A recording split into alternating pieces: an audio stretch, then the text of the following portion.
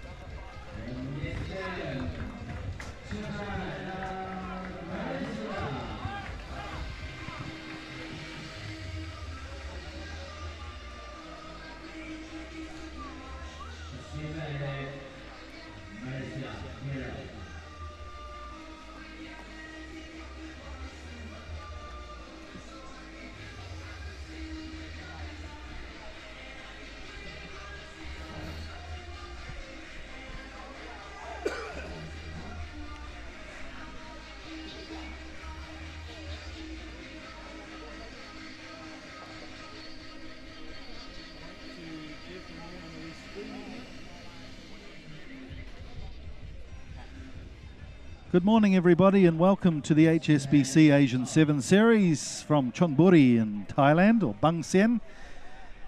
Oh, what a steamy morning it is. Mike here with you, and Dino Herawini. We'll speak to Dino later, but glad to bring you the first Cup quarter-final. The quarter-final is between Japan in the red, playing from right to left, against Malaysia, who received the ball there in gold. Little knock-on, says referee Needham, from the Malaysian hand. Good morning, Dino. How are you doing? Yeah, great day here in Thailand again, day 2 of the men's tournament. So weather's fantastic for a great event. So it's nice to see these two teams, and we're looking forward to some exciting rugby this afternoon. Bit firmer underfoot today, that's for sure. It was a bit boggy yesterday, but we haven't had any rain since about this time yesterday for 24 hours, so slowly drying out. Japan's first attack. Henry swivels. Very difficult man to put down. He's ending up in midfield. They've got 3 on 3 here. Can Japan bust through Matsunobu? There's a very big, strong runner. We saw him used sparingly yesterday. So Japan with a nice formation. They've got some numbers here. If they can just push it through, they get it out wide.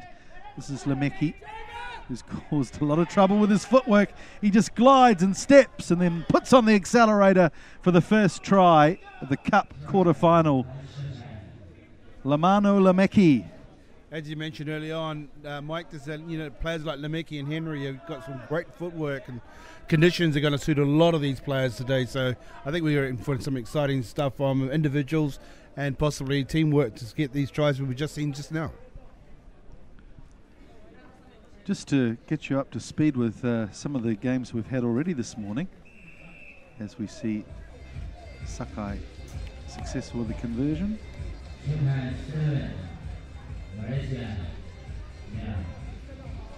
Here we go here. This is Lemeki's just great footwork.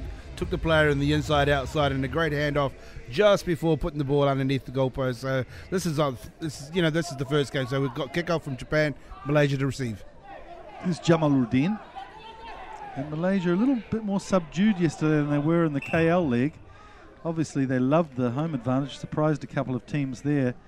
Yesterday they beat UAE 26-7, not that convincingly, and then lost to Korea 31-7. So they're not hitting the heights they did in their home league, that's for sure. And of course they have one Fijian player with them. Usually they've got a coterie of about 3 or 4 of them. So relying on the local players, which is good. And they've certainly got a lot of speed. We saw that especially against the UAE.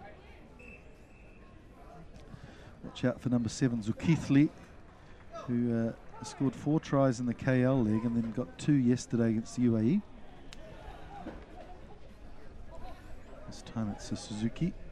And nice little double round from Sakai. Out wide it's Ito. Malaysia tardy in getting back and men on the ground, so there'll be an advantage here. Henry and Lemeki again, and as soon as he gets a couple of metres of space, it doesn't take much for him it seems just so easy for him, Lemeki, in his second try of the match. It did. I mean, the Japanese, just probably the few times they've taken into contact, but I think Malaysians have just committed too many players at their ruck time, I think. Well, that's 6 tries so far in 3 games for Lemeki. This is his 3rd match of the tournament. And that brings his series total up to 64 points. He got 34 points in Malaysia, was player of the tournament. And there's Sakai again, who's got his 8th conversion of the tournament. It's good to have him back too. We just saw in that previous move, just his linking play, his experience, the time on the ball he's got, adds another dimension to the Japanese team, Sakai. And kicks off again and uses the wind to get it 10 metres. Looked like it was going to struggle there immediately. Here's Matsunobu. Good tackle from Shahadin. And Japanese have been penalised, and Matsunobu really feeling the effects of that tackle from Shahidin. Nasty little sting on the elbow. Shahir, who's one of those players who really was storming in KL, but just a little bit more subdued away from home. Jamal Ruddin knocks the ball on. So we'll have a scrum to Japan. I was telling you about those results from earlier the day. Dino, you can help me with this. So Singapore smashing Cambodia, 40 points to 7. Good confidence booster for them. Yeah, I mean, I think the Singapore match was became a little bit one-sided. So I think Cambodia can walk away with a lot of positives from that game anyway. Yeah, and then Chinese Taipei, according to the form book, they should have won that one. They did against India, 24-0, and the People's Republic of China beating Uzbekistan 22-0. But then we had a real boil over. That was, yeah. The UAE was close enough to take Laos, but Laos went ahead at 21 points to 12. That's a great boost for Lao Rugby. And it's great to see some of these kids have been playing for just a year or two. As Lemeki again will get a hat-trick within 4 or 5 minutes.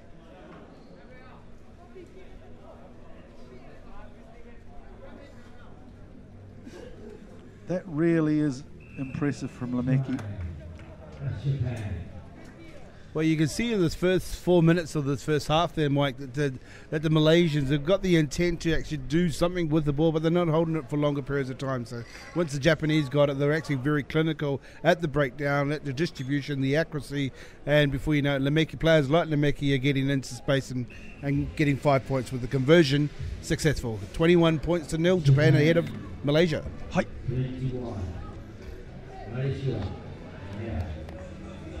And as you see there, so Lemeki was just a quick turnover ball, ruck, and a Lemeki underneath the post. So we're only into the first half, so we've got plenty more action to come. Sakai with a lovely weighted kick.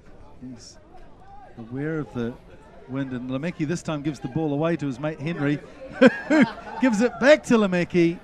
It's really the Lamano Lemeki show at the moment. 4 tries. He's almost going at 1 at a minute. So that's his 8th try of the tournament. He's already busted the record for this year. I think the highest we had in Malaysia was 7. Maybe they've just got a little bit of a side bet within that Japanese team to see if they can get one of their players to be top try scorers in this tournament. It's interesting because Lemeki was playing a lot at first receiver in KL and guiding a lot of players, but he seems to be just one more out this time as Sakai gets 4 from 4 from the boot. So that will be half time. Good half of rugby, Dino. Well, yeah, I mean, yesterday from the Japanese side, the Fijian Lodi Takiri was pretty much either on the bench or wasn't even named. So he played extremely well in Kuala Lumpur. So even the first 7 minutes, we haven't really seen him in action as much. So maybe he's just having a bit of a quiet series. So let's see what we got in the second half from a player who is actually very dominant in KL. Yeah, well, they've obviously refigured their team and it's working well for them. Score at half-time, 28-0 to Japan.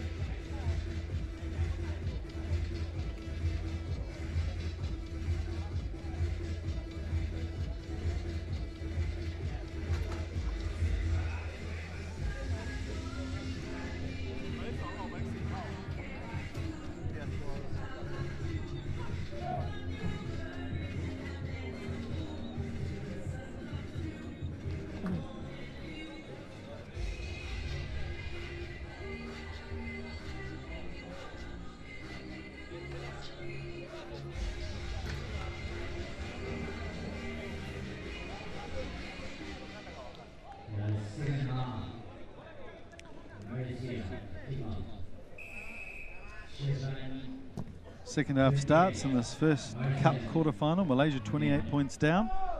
They'll want to put a couple of dents in here, I'm sure, as Sakai shows us a bit of pace. Oh, Matsunobu puts it down. Pass just a little behind him. You can see someone like Sakai, he's really just playing within himself there. He just stretches the legs slightly, being content just to flip it on, double round, link the play, and then all of a sudden, bang, glides through a gap.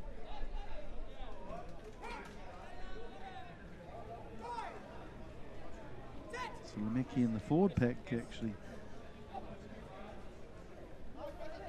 Yeah, in fact, he's been taken off, scored too many tries. See, Takiri gets a run, as you said just before half-time. Haven't seen a lot of him, so he gets his chance to impress.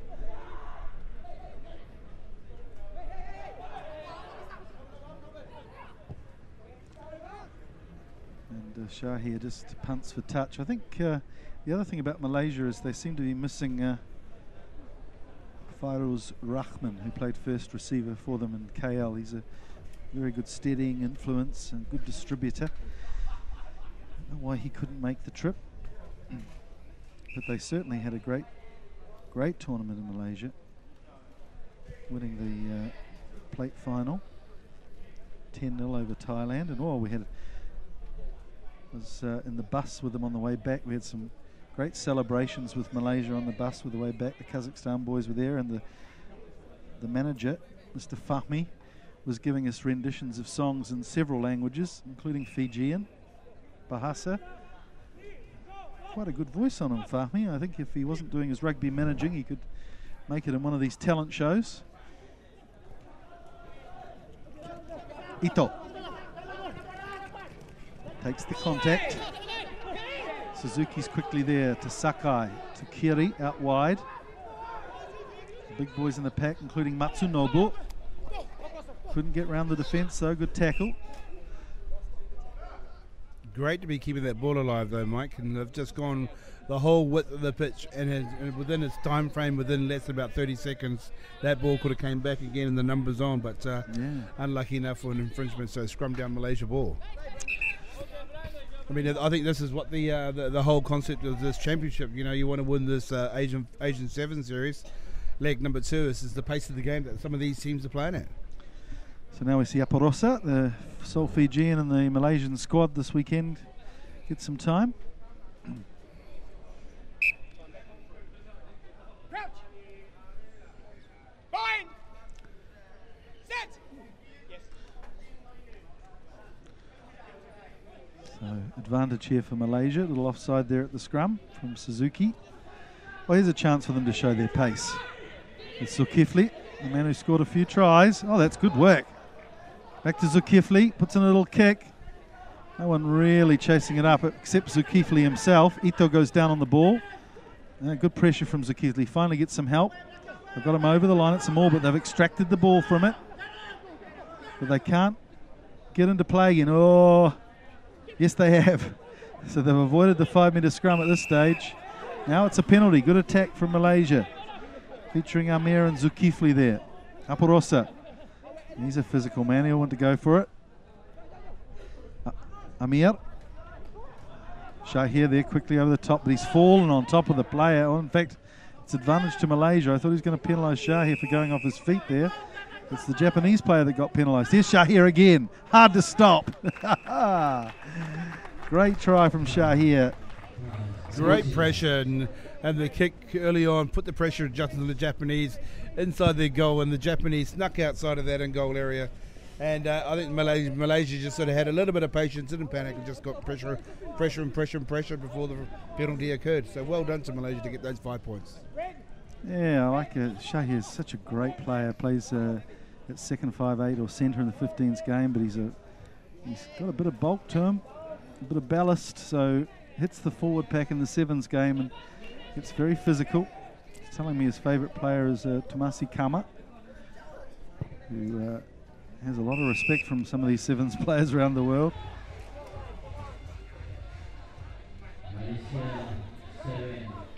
Well, it's interesting that the Malaysian teams with a few injuries last weekend, you've got one of the experienced players about to kick off very shortly, just after seeing on the screen of the try there.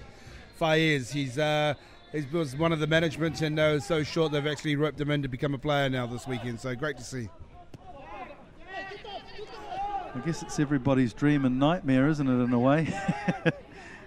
It's good to get a run around, but then if you're facing one of the best teams in Asia, there he is, he's got to make a tackle here. Slows him down a bit.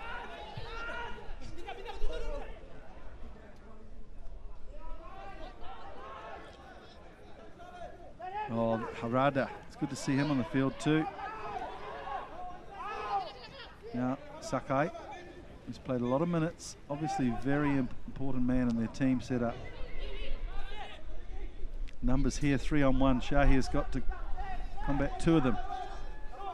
This time it's Ozawa with his first touch of the ball of the match and of the day. Strolls over for a try. Well, the format's been an interesting one this weekend. As we mentioned, there's been 4 bowl quarterfinals already. They were played between the 3rd place teams in the pools and the 4 teams that are really development teams in the region. And it was great to see Laos against the odds come up and have a victory over the UAE. All the other games going with form, so those 4 winners will compete for the bowl. The 4 losers will compete for the shield. So I guess UAE might be in a chance with a bit of silverware if they can up their game. Oh, it's been a great concept, Mike. I mean, I think a lot of these teams are going to take a lot of positives away and leading up hopefully to leg number 3 in Mumbai.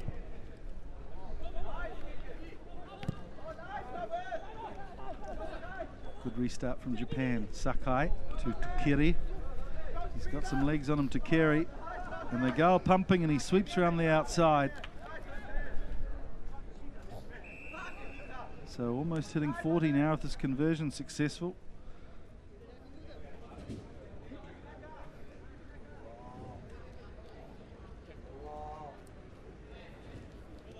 You notice that the key things that a lot of these teams there, Mike, and you'll see a bit later on with the Korean team, are really struggling with injuries and down to about possibly 9 players. But like a Japanese side like this, and they bring on their substitutes and make a huge impact, and the momentum just continues, and the convergence as unsuccessful as seen on the screen. And great match, Mike. So that is the end of the game, and Japan really with a rugby lesson there for Malaysia on day 2, first cup quarter final. Some great tries from Lamano Lameki, who scored 4 in the first half before being substituted. And Japan will move on to the cup semi-final. Malaysia will go into the plate semi-final. So final score, Japan 38, Malaysia 7.